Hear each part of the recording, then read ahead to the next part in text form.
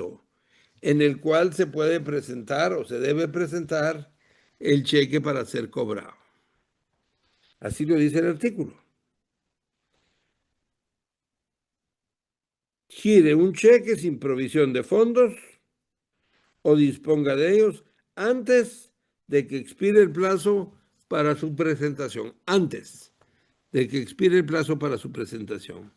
El plazo para presentación del cheque es de 15 días. Eso lo regula el artículo 502 del Código de Comercio. El plazo para presentar el cheque es de 15 días. Eso lo regula el artículo 502 del Código de Comercio. El artículo 502 del Código de Comercio dice, plazo para presentación. Los cheques deberán ser presentados para su pago dentro de los 15 días calendario de su creación. ¿Se dan cuenta? Entonces, el tiempo para presentar un cheque y que pueda ser constitutivo de un delito si no tiene fondos es de 15 días, así lo regula el artículo 502 del Código de Comercio. Ahora, aquí es importante señalar que hay otro plazo en el Código de Comercio que puede confundirnos a qué se refiere cada plazo. Ese otro plazo está en el artículo 508. 508 también del Código de Comercio. Ese artículo dice pago extemporáneo. Aún cuando el cheque no hubiere sido presentado en tiempo, el librado, que es el banco, el librado deberá pagarlo si tiene fondos suficientes del librador y el cheque se presenta dentro de los 6 meses que sigan a su fecha y no ha sido revocado.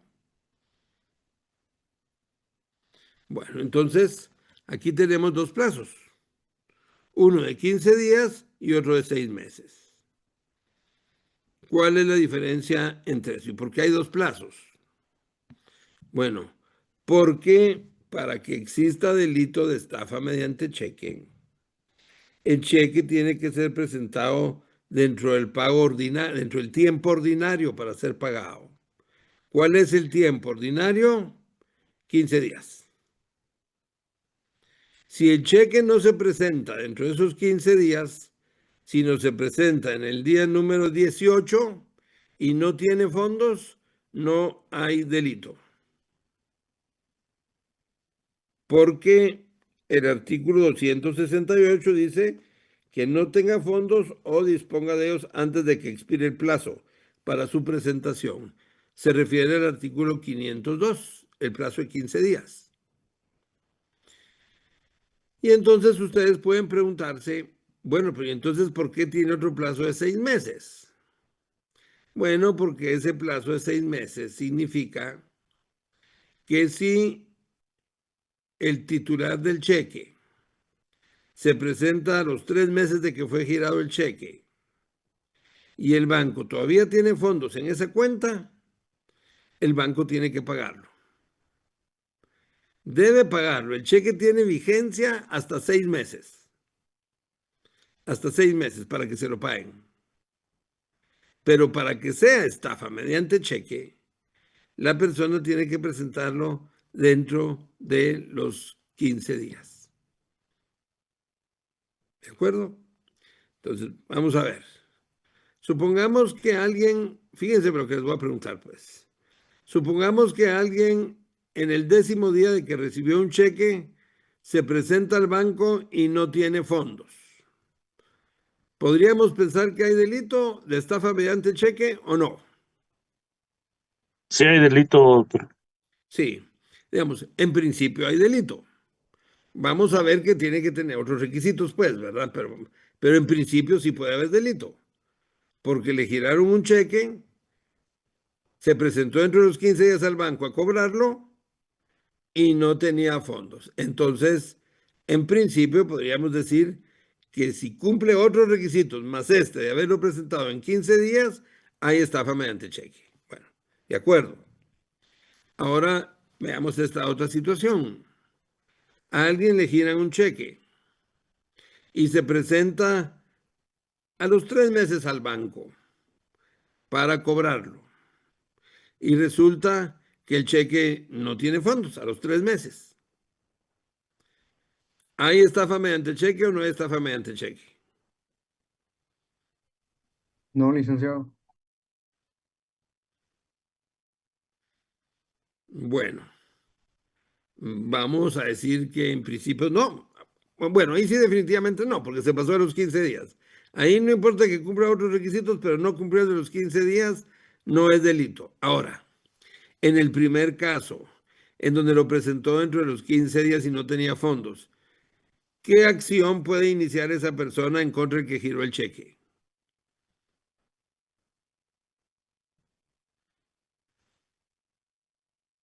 ¿Qué me contestarían de eso?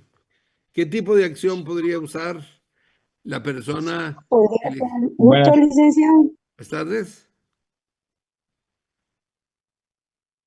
Dígame.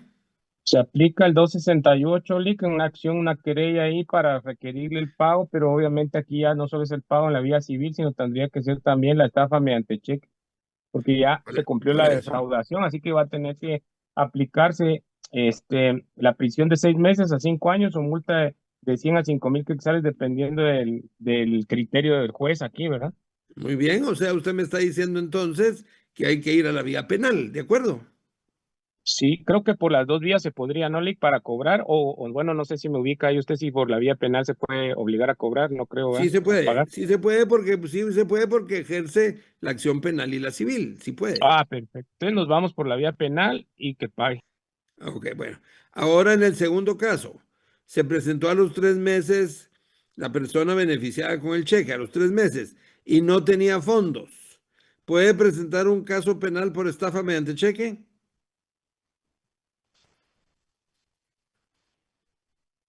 Pues ya es vía civil, ¿no, Lic? Porque ya venció el plazo de 15 días, que son los que tipifica la ley. Exactamente, exactamente, como usted lo está diciendo. En ese segundo supuesto, ya no se puede acudir a la vía penal. Ahí nada más se puede acudir a la vía civil para pagar, para cobrar el valor del cheque como una deuda, pero ya no por la vía penal, porque la vía penal establece 15 días para su presentación. ¿Se dan cuenta, jóvenes? Entonces, el artículo 502 es el que les fija el plazo para que exista estafa mediante cheque. Ustedes no pueden presentar un caso de estafa mediante cheque si no presentaron el cheque para cobrarlo en 15 días. Si después de los 15 días, en menos de 6 meses, pero después de 15 días presentan el cheque y no tiene fondos, pueden acudir a la vía civil, ya no la penal, ya no la penal, sino la vía Disculpe una civil. duda. Es el artículo 502 del Código de Comercio. El primero, el de los 15 días. Ok, gracias. Y el de los 6 meses, 508 del Código de Comercio. Bueno, entonces, eso sería, digamos, lo primero. Pero hay otros requisitos que también deben cumplirse. Hay otros requisitos que también deben cumplirse. Ustedes recuerdan y hablamos de los elementos de las estafas, ¿verdad? La defraudación, el engaño, la relación de causalidad y el dolo.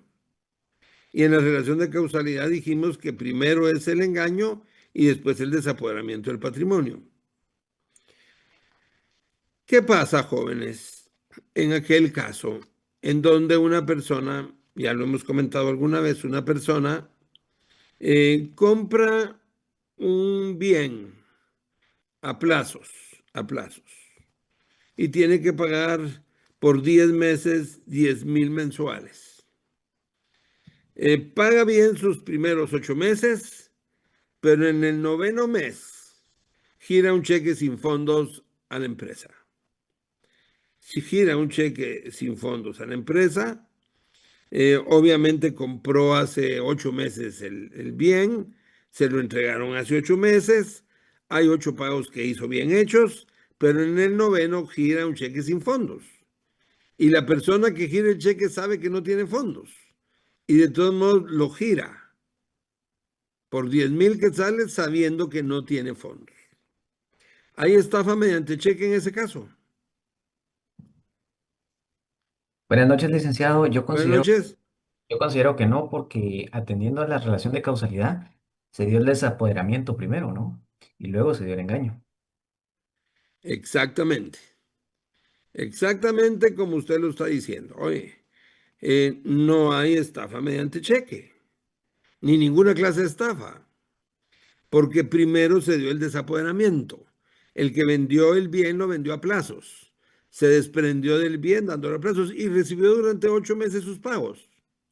Pero en el 9º mes lo engañaron porque le dieron un cheque sin fondos. Lo único es que ya no se va a desprender de un bien porque ya se había desprendido de él 8 meses antes. Entonces no hay estafa mediante cheque. ¿Y qué habría en este caso entonces? ¿Qué habría en ese caso entonces? Podría ser un incumplimiento de contrato y se tramitaría por la vía civil. Exactamente. Lo que habría sería un incumplimiento de una obligación. La obligación subsiste, pero es una deuda. Y la vía para reclamarlo es la vía civil. Exactamente como usted lo está diciendo. La vía para reclamar es la vía civil.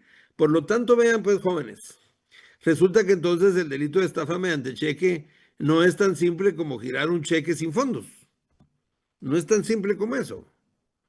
Porque primero sí tiene que girarse un cheque sin fondos, de acuerdo. Pero tiene que cobrarse el cheque entre los 15 días. Porque si no se presenta en 15 días para cobrarse, se pierde la posibilidad de que sea estafa. Pero además tiene que haber un desapoderamiento con ese engaño. Porque si es una deuda lo que se está pagando, entonces la deuda subsiste. El pago se tiene por nulo y se acude a la vía civil. No podemos pensar ya técnicamente que la estafa mediante cheque es solo girar un cheque sin fondos, porque debe cumplir con requisitos, con elementos que son, dentro de otros, estos que hemos mencionado ahora. ¿De acuerdo? ¿Alguna pregunta, jóvenes?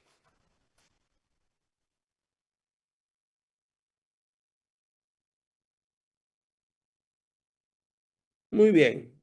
Bueno, si no tienen preguntas, entonces esas son las características, digamos, esenciales de la estafa mediante cheque No, con, perdone, dígame. perdone una consulta. Sí. Una duda. Si la persona viene y gira el cheque, la persona se presenta a cobrar los 5 días después de que se giró el cheque. El que gira el cheque podría decir, bueno, es que llegó a los 5 días, pero a los 10 días yo sí ya tenía fondos, ya no importa. O sea, si ya lo presentó, ya le dijeron que no tenía fondos, el delito ya está. Buena pregunta, oye, buena pregunta. El delito ahí está consumado de todos modos, oye. Pero ¿sabe por qué? Porque si usted mire el artículo 268. Dice quien defraudare a otro dándole en pago un cheque sin provisión de fondos, o disponiendo de los fondos antes de que expire el plazo de 15 días. Ahí no dice 15 días, pero dice el plazo para su presentación, que es el del artículo 502. Quiere decir que el librador del cheque tiene la obligación de mantener fondos en la cuenta por 15 días, ¿verdad? Él desde el que gira el cheque tiene que tener fondos en esa cuenta y tiene que mantener los fondos por 15 días.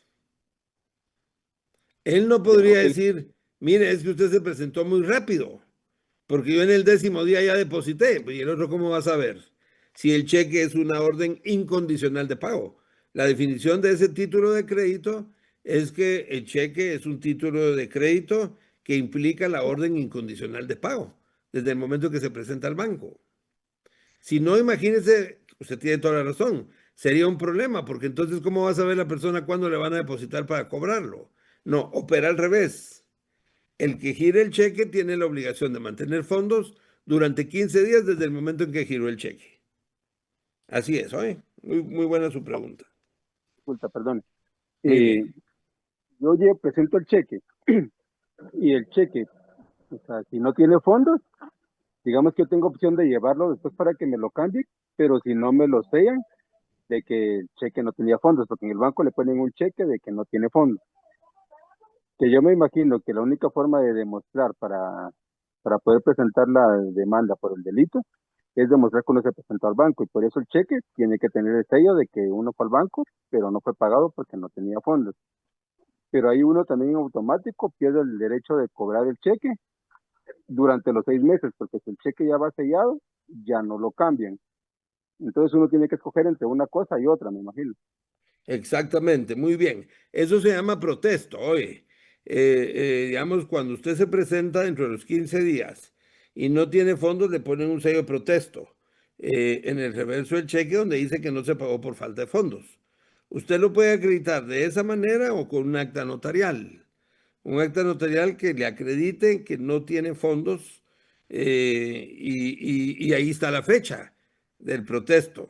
Tiene que tener la fecha porque es la fecha que le va a permitir a usted demostrar que usted se presentó dentro de los 15 días, porque si no, no es delito. Pero es exactamente como usted dice, o sea, es necesario ese sello que pone el banco en el reverso del cheque o un acta notarial en donde se va a constar que el cheque no tenía fondos. Ah, bueno, licenciado. Y tercera pregunta. Entonces, este delito no hay forma de que sea tentativo, siempre va a ser consumado. Bueno, en realidad no hay forma, no se me ocurre a mí tampoco una forma en pensar en una tentativa, porque la persona gira el cheque sin fondos simplemente, ¿tiene fondos o no tiene fondos? Ella no hay para dónde. Si no tiene fondos y la persona se presenta entre los 15 días, el delito está consumado. Porque, digamos, podría pasar algo. Supónganse ustedes que el que gira el cheque lo gira y no tiene fondos el cheque, cuando gira el cheque. Y la persona a la que le giraron el cheque nunca se presenta al banco a cobrarlo. ¿Ahí el delito está consumado o no está consumado? No, no está consumado porque nunca se presentó a cobrar. Exactamente. No está consumado porque nunca se presentó a cobrarlo. Muy bien. Así es exactamente como estamos diciendo hoy. Bueno, ahora hay un tema importante. Hay un tema importante. Miren, hemos dicho que cuando hay ciertas formas diferentes de actuar, eh, puede usar tecnología, puede usarse mecanismos como por ejemplo me mencionaba un compañero que en un banco, por ejemplo, se haga una transferencia y el banco permita que se cancele la transferencia. Y la persona cree que le pagaron un dinero con esa transferencia, pero el banco permite que se cancele la transferencia. Bueno, que es una práctica complicada porque puede abrir espacios para que se cometan fraudes. Pero lo que yo le explicaba era lo siguiente. Si ustedes regresan al artículo 264, vean los casos especiales de estafa. Artículo 264. Hay diversas clases de casos especiales de estafa. Si ustedes ¿Qué manda? miran, son 23 numerales. 23. Pero los 22 primeros sí especifica en qué consiste la estafa. Y en el numeral 23, ahí no se especifica, sino es abierto. Y dice quien defraudare o perjudicare a otro usando de cualquier ardido o engaño que no se haya expresado en los incisos anteriores. Entonces, este numeral 23 regula un tipo penal abierto porque deja abierta la posibilidad de que ahí entre cualquier forma de engaño. El legislador no podía regular todas las formas de engaño que se pueden utilizar para estafar. Entonces el legislador tenía que dejar abierto un inciso que permitiera que a través de ese inciso se pudieran tipificar cualquier otra conducta en donde alguien engaña a otro para quitarle su patrimonio, lo cual es correcto. Entonces, en el caso de esas transferencias que estamos hablando, ese no puede ser estafa mediante cheque porque no es con cheque. Puede caer perfectamente dentro de este numeral 23, como una forma en donde el sujeto activo utiliza la tecnología, utiliza cualquier mecanismo para engañar al sujeto pasivo y sustraerle su patrimonio. Bueno, por un lado. Por otro, veamos otro caso particular de estafa también, muy particular. Veamos la estafa mediante informaciones contables del artículo 271, si me hacen favor. 271, leámoslo.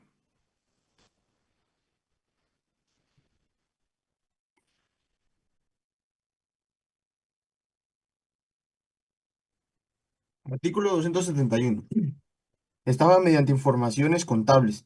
Comete el delito de estafa mediante informaciones contables el auditor, perito contador, experto, director, gerente, ejecutivo, representante, intendente, liquidador, administrador, funcionario o empleado de entidades mercantiles bancarias, no, bancarias, sociedades o cooperativas, que en sus dictámenes o comunicaciones al público firme o certifique informes,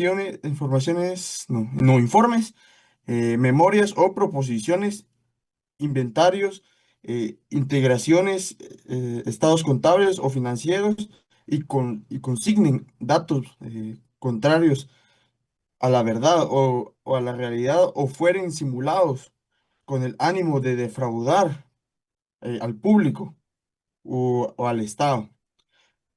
Responsables serán sancionados con prisión inconmutable de 1 a 6 años y multa de 5.000 a 10.000 quetzales. De la misma forma, será sancionado quienes realicen estos actos con el fin de atraer inversiones o aparentar una situación económica o financiera que no se tiene. Si los responsables fueren auditores o peritos contadores, además de las sanciones antes señaladas, quedarán inhabilitados por el plazo que dure la condena. Y si fueren reincidentes, quedarán inhabilitados de por vida. Muy bien. Muchísimas gracias, compañero, muy amable. Bueno, en este caso, jóvenes, digamos, también hay características especiales del fraude, porque aquí en realidad lo que existe es un informe falso, un informe contable falso a través del cual el sujeto activo trata de sorprender a un banco, trata de sorprender a una empresa que le va a dar un crédito o le va a vender a plazos, porque la persona lo que trata de hacer es aparentar una situación económica que no posee. Digamos, con un certificado que declare que la persona tiene ingresos mensuales por un monto que no es real, o que tiene saldos a su favor en los bancos por montos que no son reales. Entonces, cuando la persona realiza esa acción pretendiendo que le den un préstamo, pretendiendo que le vendan a plazos un bien, en fin, lo que está haciendo es está sorprendiendo de su buena fe al sujeto pasivo, con un documento que supuestamente debiera ser verídico, porque está extendido pues, por una persona profesional o técnico profesional. Y entonces se puede incurrir no solo en un fraude, sino en la falsificación de un documento. Porque si en un documento se hacen insertar declaraciones que no son ciertas, el documento también es falso. Entonces puede cometer no un delito, sino dos delitos. Un delito de falsedad ideológica y un delito de estafa por fraude, que sería la estafa mediante información contable. O sea, también aquí el actuar del sujeto activo engañando, solo que ya no con un cheque, sino con un certificado de un contador, constituye un delito de estafa, porque en ambos casos se está pretendiendo engañar al sujeto pasivo para que entregue su patrimonio. Licenciada, perdone, aquí también entran estos médicos que extienden actas de difunción a y son falsas. Fíjese que muy buena su pregunta. Oye, muy buena su pregunta. También puede haber una estafa, oye, y también puede haber una falsedad ideológica en un médico que certifica que una persona padece de una enfermedad, por ejemplo, o que una persona no se presentó a una audiencia de un tribunal por causa de enfermedad. Si eso no es cierto, puede incurrir primero en el delito de falsedad ideológica, igual. Y segundo, en un delito de estafa, si el móvil era quitarle patrimonio al sujeto pasivo. Pero no podría ser con un certificado médico estafa mediante información contable. Porque en este caso particular, sí se requiere, mire usted el artículo, en este caso en particular, sí se requiere que se firmen o certifiquen informes, inventarios, etcétera, y que se consignen datos contrarios a la verdad o a la realidad, pero se refiere a la realidad económica del sujeto activo. También es cierto lo que usted dice, que con un certificado médico se puede cometer un delito de falsedad ideológica, pero no es este de falsedad mediante información contable, porque este se refiere específicamente a datos contables del patrimonio de una persona. Muy bien. Bueno, Lick, disculpe la pregunta. ¿sí? Le planteo un caso rápido. Una persona que es el contador, por ejemplo, de una empresa, pero alteran el inventario por razones de esconder algún tipo de mercancía que han extraído ilegalmente y ya es una estructura interna que está operando dentro de la empresa, pero el contador se presta a esas cosas, ahí se aplica, ¿no? Porque él está falsificando información para tratar de ocultar o de esconder información que podría implicar a otras personas con tal de tapar, por ejemplo, su robo, ¿no? O lo que están extrayendo de un almacén o de un inventario, dígase, cualquier inventario de cualquier empresa. Ahí se Sí, aplica, ¿no? sí aplica. Sí aplica básicamente en términos de usar un documento falso, ¿verdad? De una falsedad ideológica. En lo que ustedes tienen que distinguir, miren, lo que ustedes tienen que distinguir es que siempre para que haya estafa mediante información contable, tiene que haber la intención de engañar, pero para sustraer dinero. Para sustraer dinero. Ah, siempre Suponga- va a ser dinero, dinero nada sí. más. No, puede ser cualquier tipo de bien, cualquier tipo de bien, dinero o cualquier tipo de bien, pero debe ser para sustraer, porque supóngase usted este caso. Supóngase usted que en una empresa le piden a un contador que certifique los bienes que hay en una bodega. Y el contador está metido dentro de una organización que ha venido sustrayendo objetos de la empresa y certifica un dato falso, un inventario falso. Entonces, ahí sin duda alguna, esa persona está incurriendo en un delito de falsedad y podría ser responsable también de un delito contra el patrimonio, estafa u otro. Pero usted tiene que combinar que si solo hay falsedad sin ánimo de sustraer patrimonio, el delito es solo falsificación. Si se falsifican documentos para sustraer patrimonio, entonces usted ya conjuga falsificación con estafas. Pero es el caso que usted menciona, oye. Es el caso que usted menciona siempre que también tenga el móvil de sustraer bienes de la empresa. Gracias. Muy bien, muy bien. Ahora, jóvenes, cuando empezamos a hablar de los delitos contra el patrimonio, ustedes recuerdan que dijimos que habían delitos contra el patrimonio cuyo móvil era el enriquecimiento ilícito y habían delitos contra el patrimonio en donde el móvil no era el enriquecimiento ilícito. En los primeros, en los delitos con móvil de enriquecimiento ilícito, pusimos como ejemplo el hurto, el robo, la estafa, la apropiación indebidas. Bueno, ahora hablamos de otros delitos que no tenían el móvil, que eran contra el patrimonio, pero que no tenían el móvil de enriquecimiento ilícito, ¿se recuerdan? Y dijimos que era el caso del delito de daños e incendio, en donde sí se perjudica la propiedad de una persona, pero no para enriquecerse, sino el otro lo que quiere es pegarle fuego al carro del vecino y le echa un galón de gasolina y después le pega un fosforazo y y quema el vehículo.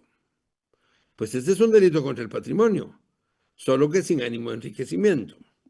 Bueno, entonces, los que hemos visto hasta ahora son delitos contra el patrimonio con ánimo de enriquecimiento. Hurto, robo, estafa, apropiación y retención indebidas y el delito de usurpación.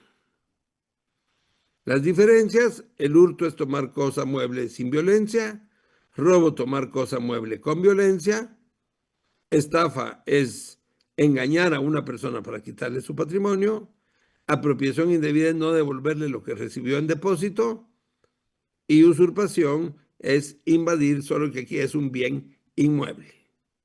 Es un bien inmueble. Bueno, ahora veamos los delitos en donde el ánimo no es enriquecimiento. Solo antes de eso miremos la usura. Veamos el delito de usura del 276, si me hacen favor. Leamos el 276 y 277. Si me hacen favor.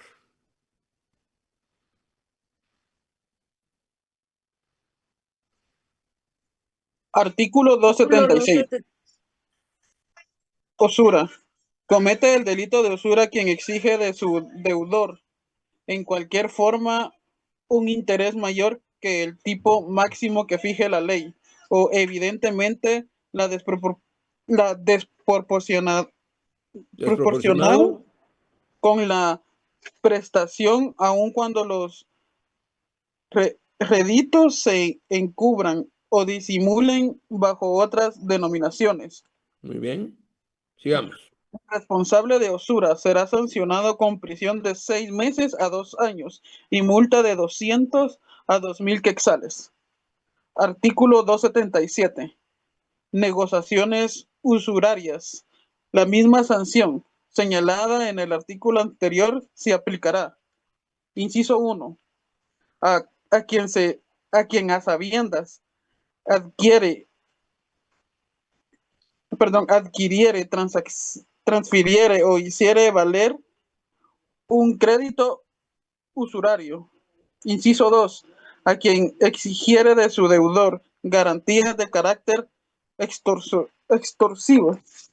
Muy bien, muchísimas gracias, muy amable. Bueno, miren pues, jóvenes, entonces, en el delito de usura lo que existe es que hay una persona, una empresa que presta dinero, otorga créditos, pero con intereses desproporcionados. Los intereses en Guatemala los fija la Junta Monetaria. Y entonces puede haber intereses del 15% anual para el que obtiene un préstamo, por ejemplo.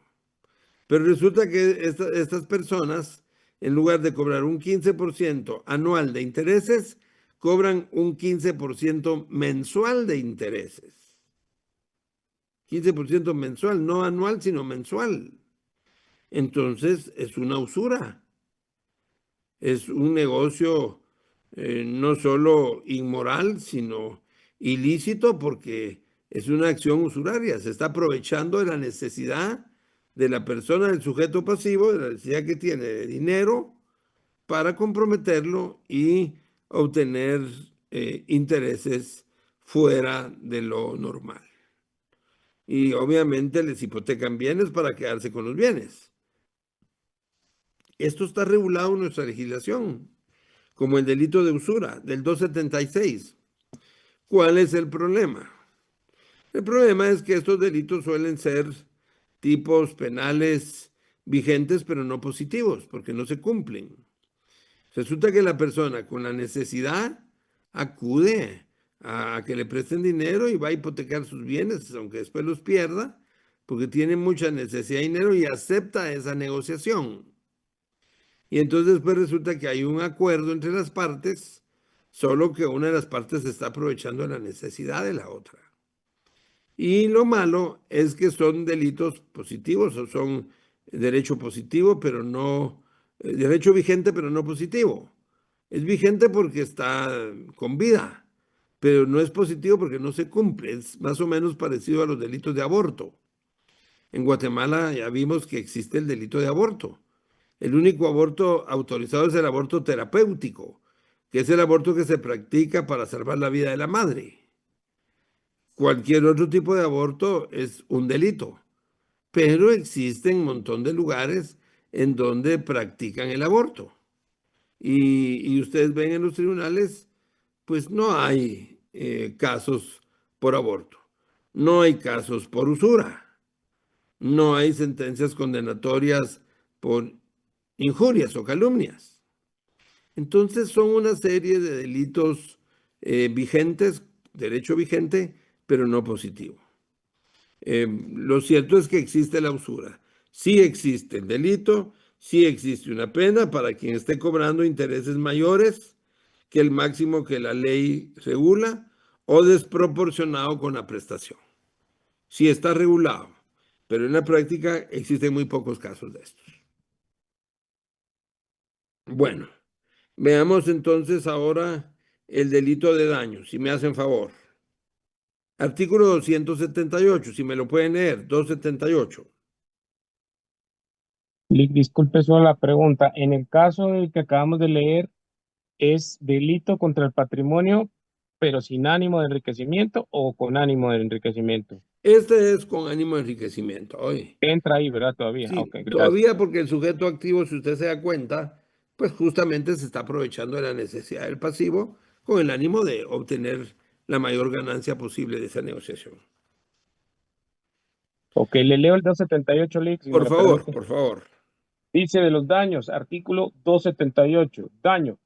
Quien de propósito destruyere, inutilizare, hiciere desaparecer o de cualquier modo deteriorare, parcial o totalmente, un bien de ajena pertenencia, será sancionado con prisión de 6 meses a 2 años y multa de 200 a 2.000 quetzales. Si me hace favor el siguiente. 279. Daño agravado. Es daño específicamente agravado y será sancionado con una tercera parte más de la pena a que se refiere el artículo anterior, número 1, cuando recayere en ruinas o monumentos históricos o si fuere ejecutado en bienes de valor científico, artístico o cultural. Número 2, cuando el daño se hiciere en instalaciones militares, puentes, caminos o en otros bienes de uso público o comunal. Número 3, cuando en su comisión se emplearen sustancias inflamables, explosivas, venenosas o corrosivas. Muy bien, muchísimas gracias, muy amable. Bueno, entonces ese es el delito de daños. En este caso ya vemos que es un delito contra el patrimonio en donde ya no hay ánimo de enriquecimiento. Siempre se daña el patrimonio, pero sin ánimo de enriquecimiento. Entonces, yo les preguntaba a los alumnos en la otra clase, digamos que una persona va a una fiesta, se pasa de copas en esa fiesta y cuando sale de la fiesta, pues ya va ebrio. Al ir ebrio, sale en su carro, pero pasa golpeando un carro que se encontraba muy cerca del de él, pasa golpeando ese carro, un carro nuevo, un carro con un costo alto, y lo pasa raspando de todo el faldón del carro, porque el tipo va borracho.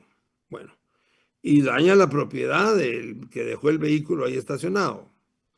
La pregunta en este caso es, ¿hay delito de daños en ese caso? Considero que no, licenciado, porque no fue de propósito, como lo especifica el tipo penal. Se Muy puede bien. actuar por la vía civil, ¿verdad? Sobre daños y perjuicios, podría ser. Muy bien, muy bien. Pues exactamente así es como lo acaba de explicar el compañero. Resulta que el delito de daños, oigan lo que le estoy diciendo, el delito de daños existe solo si es realizado de propósito. O sea, con la intención de dañar la propiedad del sujeto pasivo. Es, por ejemplo, quebrarle los vidrios a un carro intencionalmente.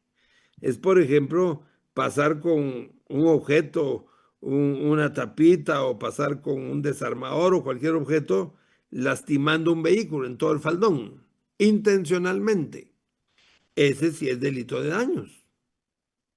porque se cumple con lo que señaló el compañero, con el dolo, la intención, cuando el 278 les dice, quien de propósito destruyere o deteriorare un bien, de propósito. Quiere decir, jóvenes, que el delito de daños es doloso. Ahora, el compañero ya lo decía. Supongamos en ese caso del piloto del vehículo que ebrio golpea el otro vehículo. ¿Qué se puede hacer en ese caso entonces? Si no hay delito, ¿qué podemos hacer? El compañero lo dijo, si lo puede volver a decir. Con mucho gusto, licenciado, se podría emprender entonces una acción civil, ¿verdad? Sobre daños y perjuicios. Muy bien, efectivamente, lo que queda es una acción civil por daños y perjuicios. Lo que significa también que entonces hay daños penales y hay daños civiles. Los daños penales son aquellos que se realizan con propósito y es delito, ¿verdad? Los daños penales son delito, por eso es penal. ¿Por qué es delito y por qué es penal? Porque son daños provocados de propósito. En cambio, también hay daños civiles, que son los daños y perjuicios que se le causa a alguien un bien sin intención, sino por negligencia, por ejemplo, o imprudencia, pero sin intención. Esos son daños civiles. Eso es para cobrar el valor del objeto dañado, pero ya no para iniciar un proceso penal, porque el proceso penal procede solo en el caso de los daños dolosos. Ahora bien, si alguien comete un delito, jóvenes, se recordarán ustedes de eso. Si alguien comete un delito, ¿qué tipo de responsabilidad, en qué tipo de responsabilidad incurre la persona que comete un delito?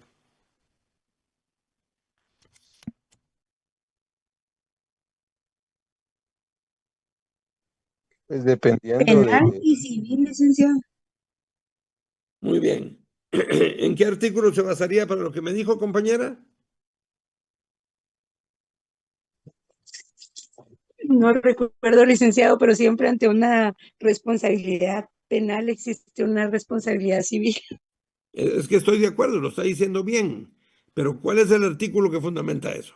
¿Sería el artículo 74, licenciado? Perdón. No, Artículo 112, 112, leámoslo.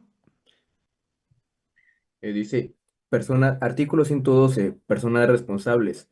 Toda persona responsable penalmente de un delito o falta lo es también civilmente. Exactamente. Ahora leamos el 113. Artículo 113, solidaridad de las obligaciones. En el caso de ser dos o más los responsables civilmente de un delito o falta, el tribunal señalará la cuota por la que debe responder cada uno. Sin embargo, los autores y los cómplices serán responsables solidariamente entre sí y responderán subsidiariamente de las cuotas que correspondan, no solo a los insolventes de su respectivo grupo, sino también de los insolventes del otro. Tanto en uno como en el otro caso, queda a salvo del derecho de quien hubiere pagado de repetir contra los demás por las cuotas correspondientes a cada uno. Muy bien, muchas gracias. Muy bien. Entonces, jóvenes, vean cómo efectivamente el artículo 112 regula que toda persona responsable penalmente de un delito lo es también civilmente. Y vemos cómo existen daños penales, que es delito cuando es intencional, y daños civiles, que es para el cobro de daños y perjuicios cuando no es intencional. El otro delito, que también es contra el patrimonio sin ánimo de lucro, es el delito de incendio. Veamos el delito de incendio del artículo 282. Si me hacen favor, leámoslo. 282. Quien de propósito cause incendio de bien ajeno será sancionado con prisión de 2 a 8 años. El incendio del bien propio que ponga en peligro la vida, la integridad corporal o el patrimonio de otro será sancionado con prisión de 1 a 4 años. Muy bien. Y si fuera tan fino, leamos el siguiente, si fuera tan fino. 283, incendio agravado. Es incendio específicamente agravado. 1. El cometido en edificio, casa o albergue habitados o destinados a habitación. 2. El cometido en convoy, embarcación, aeronave o vehículo de transporte colectivo. 3. El cometido en edificio público o destinado a uso público o a obra de asistencia social o de cultura, en aeropuerto o en estación ferroviaria o de vehículos automotores. 4. El cometido en depósito de sustancias explosivas o inflamables. 5. El que destruya bienes de valor científico, artístico o histórico. El responsable de incendio agravado será sancionado con prisión de 4 a 12 años. Muy bien, muchas gracias, compañero, muy amable. Entonces, jóvenes, ustedes aquí encuentran otro delito contra el patrimonio en donde el móvil no es enriquecerse, que es el incendio. Pero vean ustedes cómo el incendio, al igual que el delito de daños, se regula que quien de propósito cause incendio de bien ajeno, tanto el delito de daños como el de incendio son delitos dolosos. ¿Cuál es el dolo? Destruir el patrimonio del sujeto pasivo. Afectar el patrimonio del sujeto pasivo, sea a través de los daños o a través del incendio.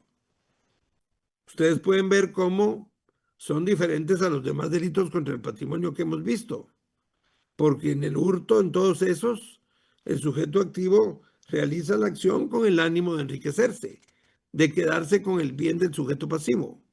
Mientras que en estos dos, el ánimo no es quedarse con el bien del sujeto pasivo, sino el ánimo es destruirlo o quemarlo, que en igual forma se Licenciado, destruye. Dígame.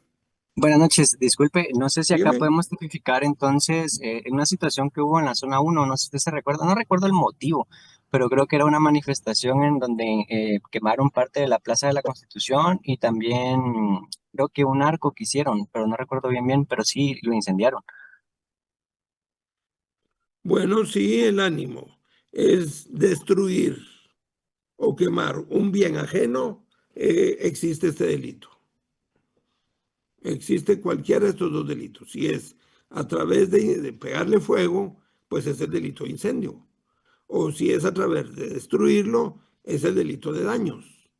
Pero lo importante es que en ambos casos se actúe de propósito, ¿verdad? Esto es importante, jóvenes, porque ya vamos a ver más adelante el capítulo 10. Miren las disposiciones comunes de la exención de la pena. Ahí ustedes van a encontrar cómo, en qué casos la persona puede estar exenta de responsabilidad penal, o cómo y en qué momento el delito es consumado. Por ejemplo, en el hurto y el robo, en donde no basta con que la persona se tenga que llevar el bien, sino solo con que tome el bien, el delito está consumado. Pero prácticamente, digamos, estos son delitos contra el patrimonio. Nos quedaría aquí pendiente entonces ver esas disposiciones comunes y el momento consumativo de estos delitos. ¿Alguna pregunta, jóvenes?